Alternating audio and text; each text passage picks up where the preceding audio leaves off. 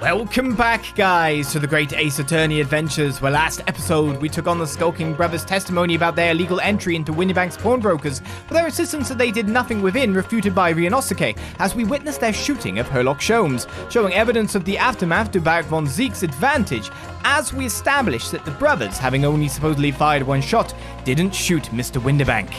With that, the jury's head, Mr. Garadeb, called for his troops to vote, as we now find ourselves in a summation examination, looking to start pitting jurors against each other as we continue our press. My made up, stop. Global radio transmission, a verdict to follow. Stop. Pressing, now. Sorry, radio transmission? What do you mean? Are you from the Far East? Stop. Yes, from the Empire of Japan. All communication with Far Eastern nations used to take place by mail. Royal Mail steamers take more than a month to complete the journey. But now we have the electric telegram, so we can send messages using electrical signals. Thousands of miles of cables have been laid along the ocean beds connecting the entire world. Thousands of miles of cable on the ocean bed. Makes my head hurt just thinking about it. That's where our internet goes, and sharks get it. You're well informed, young lady. But cables will soon become a thing of the past. Stop. And just when I was starting to catch up. Radio transmission is the future. Stop. Messages carried over airwaves to four corners of the globe. Stop. Excitement growing. Stop. Atmosphere electric. Stop. Right. Try not to wear out your fingers. Era of wireless telegraphy. Stop. Driving a technological revolution. Stop. And people say inventions like the stereoscope are the height of technology. What utter piffle. Could we pit them against each other? I can't understand it. I really can't. They're just silly toys. Oof. Excuse me. Juror number 3. Sorry to interrupt when you're obviously fuming, but... What? Do you perhaps have something to say about juror number 5's last remark? As if I couldn't guess. Oh, you bet I do. Say that again. Go on. I dare ya. Goodness, are you talking to me? I think he just might be, yes. You think stereoscopes are just toys, do you? Huh? Absolutely. I mean, really. A machine to view photographs in 3 dimensions. Why on earth would you not just use your eyes to look at the world around you? It's all 3-dimensional. What a great way to appease the man. No, I'm sorry. Stereoscopes are of no practical use at all. It's true. You just don't know! Pardon? I think you'll find that viewing a photograph through a stereoscope can unlock all sorts of possibilities. I'm obviously going to have to demonstrate. What sort of possibilities? Well, take a crime scene, for example. If you had a pair of photographs from a crime scene that you could view through a stereoscope, it could reveal hidden clues you'd never even noticed before. What?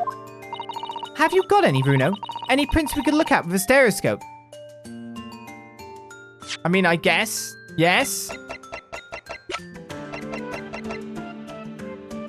I don't know if you technically go with this, though I could probably look at a little bit more here to be perfectly fair with you.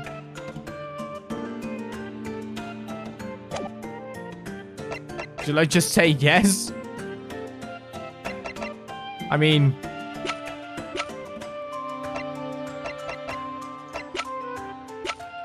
I guess we've been given... I guess actually, yes. Sorry, I'm just trying to think this through, because we only have one photograph to present if we were presenting them. We're not doing presenting at the moment. But obviously, this is a set of photographs where we've got multiple things, so you can see differences in the scenes at the very least by letting them be stereoscope images. Is what I imagine they're trying to possibly say. But I'm not sure about that. And we actually have the stereoscope set of these tickets. 2, but I don't know what it's actually really getting at. I'm guessing, of course, it's yes, because it can't not be. How about this print here? You should do the trick, I think. Okay, so... The thing is, it's saying it's revealing stuff about the crime. So it's not going to be the cats. It's got to be the set of photographs we've got. But wouldn't that just be spot the difference?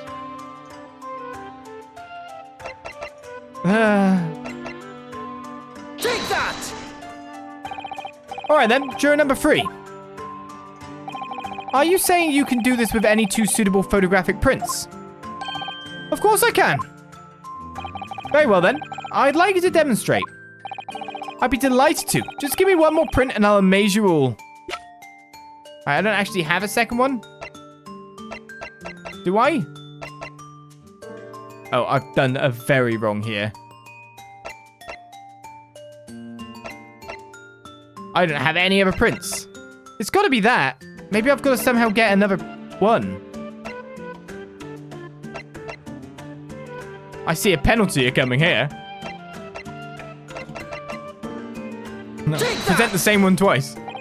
Wait, sorry. What do you mean, one more print? Oh dear, oh dear. Don't you have these in the Far East? Don't you know how a stereoscope works? Bruno. What? You need 2 photographs for a stereoscope, remember? Yeah, I do remember. Like those.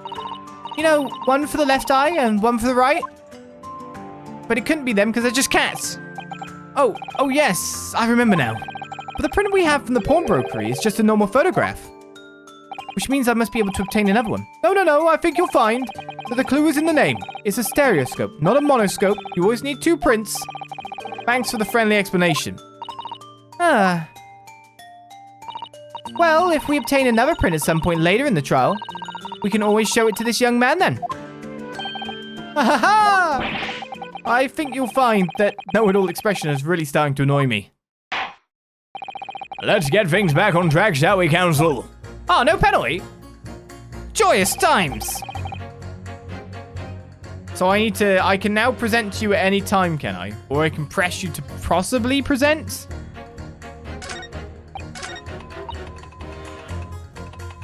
Or maybe I have to start with you again. Right, let's do you. Maybe it's because we know 2 people that we have to pit with. Hold it! Let's pray for that, because it all seems to be part of the sequence. Please tell me you're not villain Bolshevik. The Russian revolutionary? Revolutionary? I believe there is such a rumor. It's just a rumor. As you see, I have unfortunate appearance. I look like vicious criminal. Your words, not mine. Just want to point that out. People call me revolutionary, murderer, autocrat. And which club fits?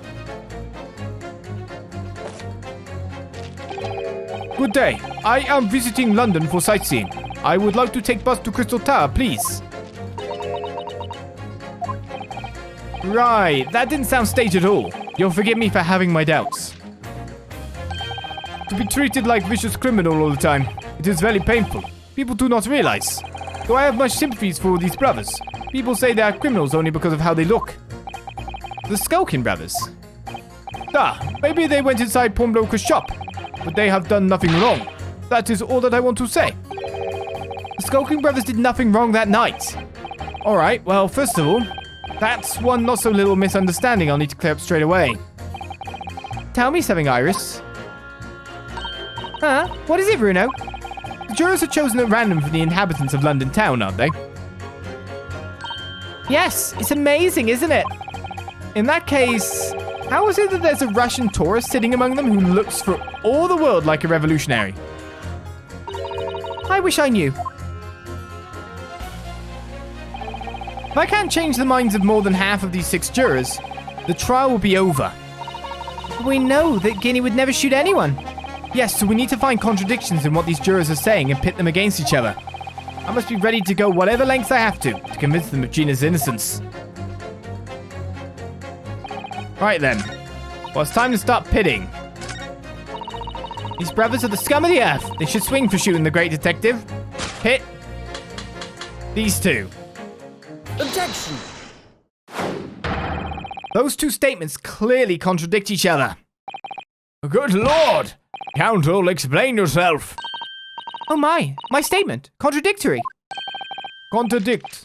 Juror number 6, you've got the wrong end of the stick. I do not have stick. I have mouse. As juror number 2 said earlier, when the Skulking brothers fled the scene on the night in question, they fired a shot from their revolver. Yes, they shot poor Mr. Sholmes in the abdomen, I understand. Surely you're not going to tell the court now that you didn't hear. Abdomen. Sir? Sorry, my English is still learning. You are telling the court you didn't hear. Forgive me, I did not hear. Here is word, abdomen. Part of person's body containing stomach and other vital organs. If this is what you mean, you should say in plain English. I am Russian, not native speaker. Who thought it was a good idea to let this man be on the jury again? So, you are telling me these brothers who look like criminals were lying? They said before, we never done nothing. But truth is, they shot detective. This is double negative. Yes, that's exactly right. Lying is wrong, especially when lie is said by person who looks like criminal. Coming from you, that seems surprisingly prejudiced. This means, when they said we never took nothing, maybe it was also a big fat lie. Is this true? Well, according to the police report, no stolen goods were found, so... Enough! I trust no one now! It's not the mouse's fault though, sir? I must see with own eyes. I must investigate crime scene myself. I'm afraid that won't be possible. Yes, it is, Runo. Easily. Sorry. The prints from Hurley's red-handed recorder. If you compare the print that pictures Guinea and the next print from half an hour later, you'll be able to see straight away if anything was taken or not. Cooey, Mr. Prosecutor. Falling on the prosecution in the middle of a summation examination of all times. The print showing the accused threatening the victim after she broke into the shop is this one. Following this, the victim and the accused moved into the storeroom. Meanwhile, the Skulkin brothers entered the shop and summarily heard the fatal gunshot ring out. Sadly, none of these events were captured on film. This is the print produced by the camera half an hour later after the brothers' flight. So this was taken after Hurley was shot then? As far as I can tell. Nothing has been taken. That does seem to be the case. I can't notice anything that's obviously missing in the second print. Also, it's moved slightly to the edge, interestingly. Like, almost stereoscopically. So the brothers who look like criminals told only one lie. They shot man, but they stole nothing. It would seem so, yes. Good. No, not good. You were right. I did not understood situation. Now I know brothers have lied. I think it is very important to continue with trial. Oh, okay. Unexpected. Yay, well done, Runo. The balance is shifting. Well, it's a start, I suppose. But there must be more in what these jurors are saying that I can use to expose the truth. If I can do that, just might turn the situation to our favor still. Thank you, counsel. Continue with the summation examination. And kindly hand that new photographic print to the bailiff to be filed as evidence. The post-shooting photograph has been entered into the court record. Thank you. So essentially, if I did the press when I noticed that the pitting option was there, I'd have been in the perfect order to continue on, but I didn't. For stupid reasons of wanting the press just to make sure we didn't miss a thing. Another print in the court record. I wonder if we can make use of that. In Lake of Lies are many dead fish. We must find truth. Therefore, I say not guilty verdict. I don't know if hers has changed at all. Nope. She still believes they're the scum of the earth. So I guess I'm supposed to press now? Hold it! Can it really show up new clues, though? Oh no, let's try. Yeah, we're back to the try. How about this print here? Should do the trick, I think. It's really interesting to see that they are, like, slightly shifted, I think. Stereoscopically so. Are they or aren't they? I need a point of reference. I think they are. Take that! Alright then, juror number 3. Are you saying you can do this with any two suitable photographic prints? Of course I can! Very well then. I'd like you to demonstrate. I'd be delighted to. Just give me one more print and I'll amaze you all. Take that! Alright, these two prints were both taken with the same camera in Windybanks on the night in question. Yes, I see. Tell me, Mr. Lawyer, do you know how stereographic images work? Do you understand the principle? Well, I think so. I did have a lesson only yesterday. I didn't get it working, though. Left and right eye images need to be the same, only with a slight shift in the position of some objects. Then, when your brain merges the two images together inside your head, it notices the shift as if it were depth. Yes, exactly. It's that small shift between certain objects in the two pictures that's really important. So what happens if you use two photographs that are exactly the same then? No, obviously that wouldn't work at all. Not for seeing the scene three-dimensionally anyway. Oh! Of course, now I see! Oh, I think the young girl has discovered the secret. I have! Can you uncross your eyes before you tell me? Have another look at these two pictures from Hurley's camera, Runo. Go on.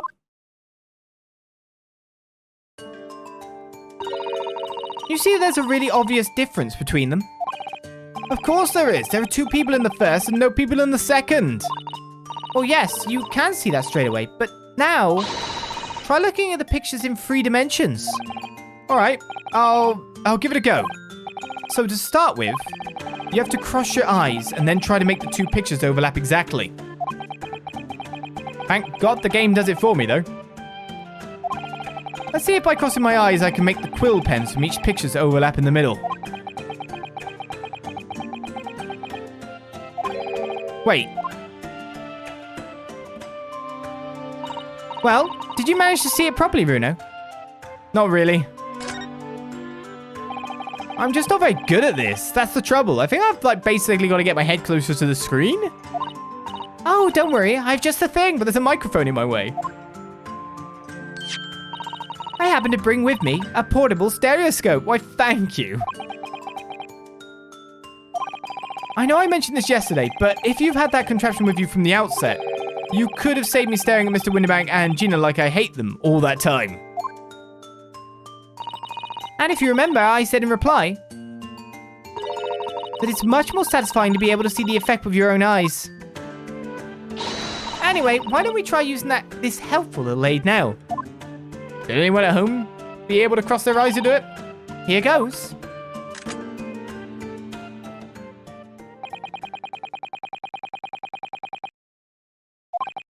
Now, let's see what we've got. Wait, look at that! Ah! What's going on with these two pictures? Some of the things on the counter sort of jump out at you. You can't do either, it's fine. Yes! That's it, you see! That's the ever amazing power of stereoscopes. Other amazing power? Is someone going to explain this black magic, hey? Why the deuce do some of the things on the counter seem to jump out at you like that, I think you'll find that if you consider the basic principle of the stereoscope, you'll answer your own question. Basic principles of the stereoscope. As I said before, if you try to look at two identical pictures using a stereoscope, it won't work at all. It's a slight shift in the positions of certain objects that lets you see pictures three-dimensionally. In other words, even though at first glance it seems the objects on the counter haven't moved at all between the two pictures, this shows that actually there must have been a slight shift in their positions. You can see it's really clearly outwards, can't you? The whole desk's been shifted. I don't know. Actually, no, it's different from the desk. Yes, there must have been. You can see the image and you can see that something's off, but I guess that really shows it. Hold fire there, sir! Got a reasonable grasp of this whole cross-eyed business now, I say. But why the devil does this shift between the two prints exist in the first place? Well, what's the answer, fellow? Come on, you're the cross-eyed master. What, me? I haven't the first idea. You know, Runo, it's quite simple. It is. Just think it through step by step. The first photograph was taken at 1 a.m. Then, 30 minutes later, the second photograph was taken. The position of some items on the counter appears to have shifted slightly in the interim. So that means that sometime in the half-hour interval, someone must have tampered with the things on the counter. Zookas! Someone tampered? New information. Stop. Not mentioned in testimony so far. Stop. Yes. We've had to go around in circles a little here, it seems. But I'm starting to see what I should be aiming at in this summation examination now. Ladies and gentlemen, the question now is clear. We know the items on the countertop were moved, but by whom? Are you suggesting you might know? Of course. I can tell you right now who was responsible for the almost imperceptible shift in the items on the counter. Who was ferreting around, most likely? It was you, not the other one. You can't reach. It was the witnesses currently in the stand. The Skulkin brothers. Wait. This does not agree with what brothers said in testimony before. They said they did not have time to pull Dukes from Lucy Lockets. My phrasebook says Dukes is meaning hands, and Lucy Lockets is meaning pockets. But is this another lie? Is this what you are saying? Yes, I'm afraid so. Oh, hold on there a minute. You can be sure of that? I quite agree. The accused is a common pick purse after all. It's perfectly possible that she went through the things on the desk to see what she might steal. I think that's unlikely. And why exactly? As you can see from this photographic print, the defendant was pointing a gun at the victim. It would seem, as my learned friend indicated, that she was coercing Mr. Winterbank to open the storeroom door. In other words, Mr. Strahd's interest lay within the storeroom, not in the main shop. Giving her no reason to touch anything on the counter. All of which points to one thing. The Skulkin brothers have omitted key facts in their testimony. But the accused is a pick purse, common gutter trash. Why look at any further for the wrongdoer here? Because the Skulkin brothers are thieves, madame. No better, in fact worse, than a pick purse.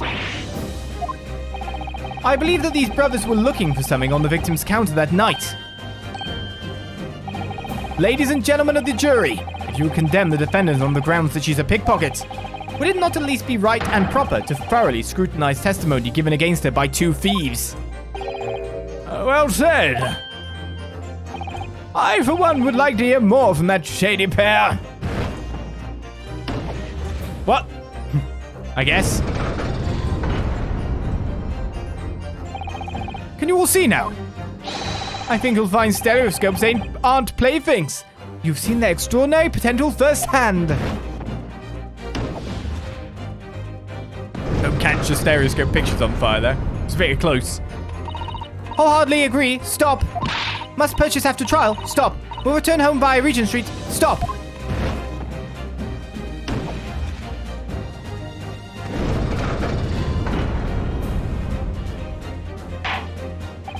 Well, it would seem this trial is yet to run its course. Ladies and gentlemen of the jury have declared their inclination via the mighty scales of justice. I hereby call this summation examination to conclusion with the balance altered in the defendant's favor. 2 lean to guilty, 4 lean to not guilty. Accordingly, the jury is without consensus. And I order this trial to continue. Yay! Well done. Oh, by the way. What?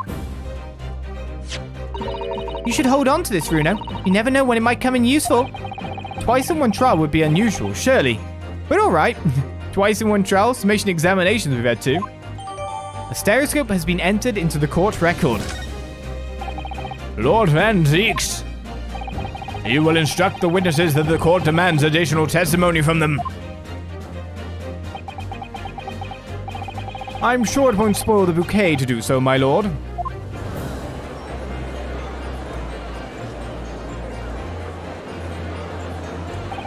I've won myself another chance to probe that pair about their activities that night at least. And I won't stop probing them until I've proven that Gina is innocent.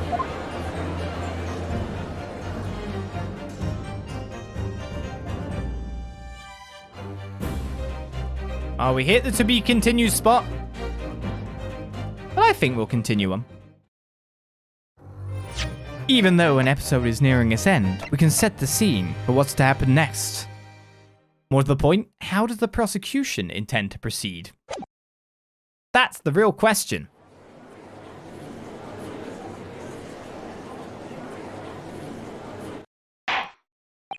Order, please. Let us resume proceedings. Witnesses, you will now retake the stand.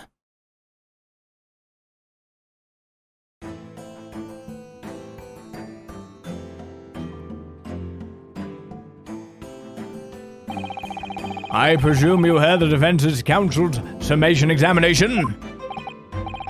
Yeah, Governor. I did, Gov. I did.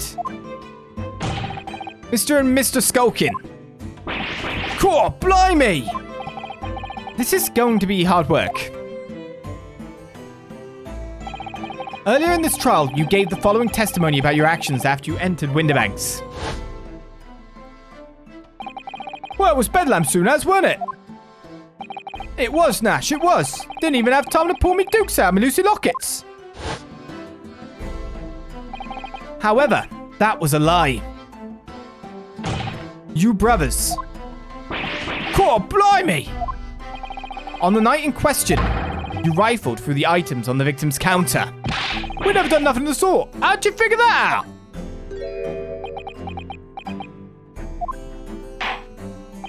You will now give formal testimony once again.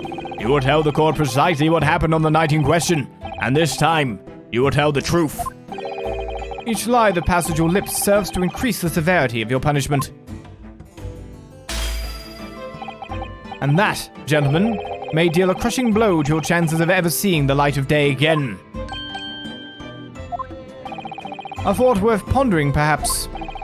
Good more, Gov. We hear ya. We'll blab, we'll squeak, we'll peach.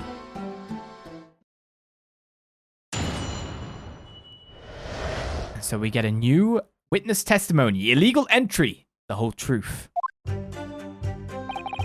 Alright, we did knock a few things over, but we weren't rifling for nothing. It was when we heard the gunshot, see? Made us both jump and all that stuff went flying. Lummy, it didn't half give me a fright. We was thinking the shooter'd come out the door and get us next. We stuck everything back when we found it and scarpered straight into him in the black. We couldn't have shot the pawnbroker, see?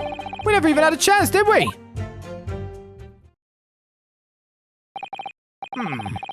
So you admit to the defense's accusation. You did indeed ransack Mr. Windibank's countertop on the night in question. Not ransack, Governor, no. That's right, Nash, that's right.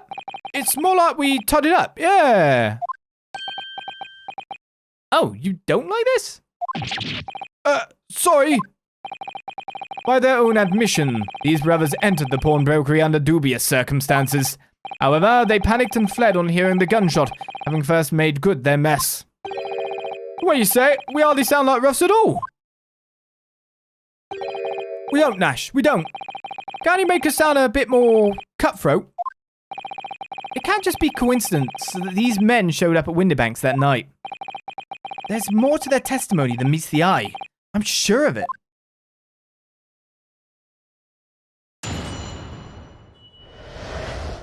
So comes our cross-examination. Illegal entry.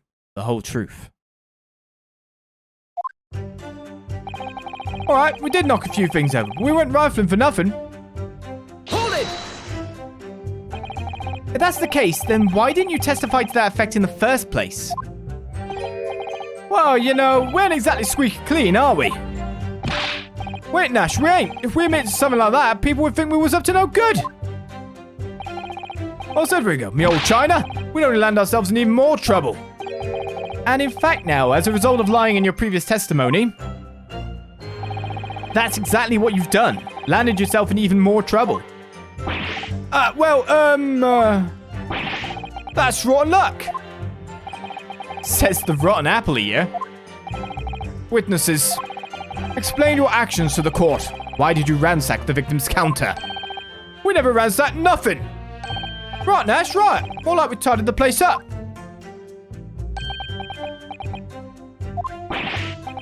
Sorry. It was when we heard the gunshot, see? Made us both jump and all that stuff went flying. Hold it! So what you're saying is... the sound of the gunshot shocked you so much you knocked all those things off the counter. Well, shocked one of us that much, yeah. This bag of nerves needs to keep his shirt on. Look, it was loud, alright? Blimey, my dead granny would have woken up with that bang. Big brother here, screamed like a blooming baby and fell over on the counter. Ow, he's so tiny. He knocked over a load of books, a candlestick, and some skull whatnot. I got tangled in some marionette, what knocked over a picture frame, what knocked them skulls on the floor. You've really mastered working quietly then. What a racket! My granny would have been scared into a grave at a clatter like that. So in short, the gunshot took you by surprise. And then some. I mean, it was quiet as a mouse, and then all of a sudden, bam! Wow. Yeah, okay, well done, game. That's why you put that there.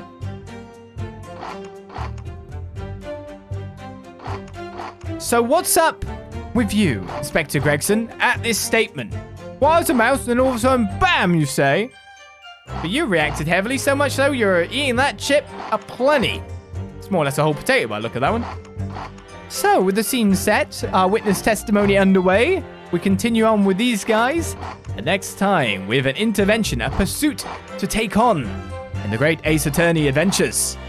I'll see you guys then for more. What is Inspector Gregson hiding? And how many calories will he partake in by next time? Bye-bye.